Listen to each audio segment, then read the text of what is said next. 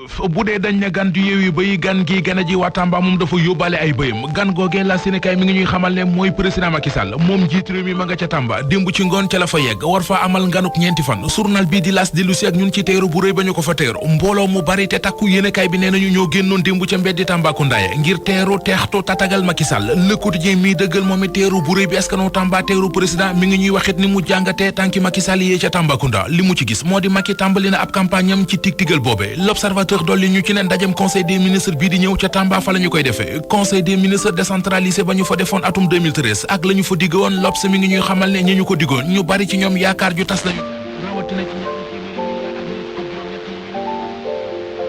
jafe-jafe yi Tamba di jànkuwanteel tey séentu saafara am ci nganu président gi L'Observateur nee nañu mi ngi jëm ci wàllu wér-gu-yaram wàllu njàng tourisme mbirum artisanat ak mbirum xëyu ndaw ñi di emploi des jeunes ministre des affaires étrangères bu Sénégal maître Aïssata Tall Sall àdduna ci troisième candidature bu Macky Sall bi ñuy waxtaanee ci réew mi journal La Tribune nañu la mu ci wax moom ministre affaires étrangères Aïssata Tall Sall ci émission Grand Jury bu RFM nee na bu ñu sukkandikoo ci constitution bu Sénégal président Macky Sall am na sañ-sañu doon candidat 2024 ñaari mandat yi constitution bi wax bu ñu koy wàññi Macky ci benn mandat ci la toll ndax mandat bu njëkk bu juróom-ñaari at bi ba mu ko bëggee wàññi def ko juróomi at conseil constitutionnel dana ko munta nekk ndax constitution bi ñaari at la la fal faaw bi nga nekk dafay jeex bu nuppi ñuy soog di mën di doxal constitution bu yees bi maître Aïssata Tall Sall ne débat bi xëy na mi ngi ci ndax politiquement wala ndax moralement Macky Sall mën naa présenté wu Walf Quotidien nañu avocat bi ministre bi di maître Aïssata Tall Sall validé na ci grand jury ci RFM troisième candidature bu Macky Sall journal bi nañu waaye docteur El Hadji Abdourahmane Diouf borom parti awale bàyyiwu ko ca Aïssata Tall Sall dafa daaneelu kàddoom rek docteur Abdourahmane Diouf defub Twitter ngir recadrer ko rapport bu Cour des comptes bi la mbir mi fan yi yëpp anki dina kay mi ngi ñuy xamal ne ministre des finances Moustapha Ba leeral na yëf yi ba xam le ne amul benn njuuj njaaj ba benn tappale walay léexóor yu Cour des comptes wax ne def nañu ko ci xaalis bu fond force Covid-19 bi rapport Cour des comptes beeg ni ñu koy jaaba jonge ci réew mi anki dina kay mi ngi ñuy wax ne bu dakkul ci politique dossier bi ci la ñu jëm Moussa Sène mel ne ku naan ñu ci Source A def nañu ko bu nuppi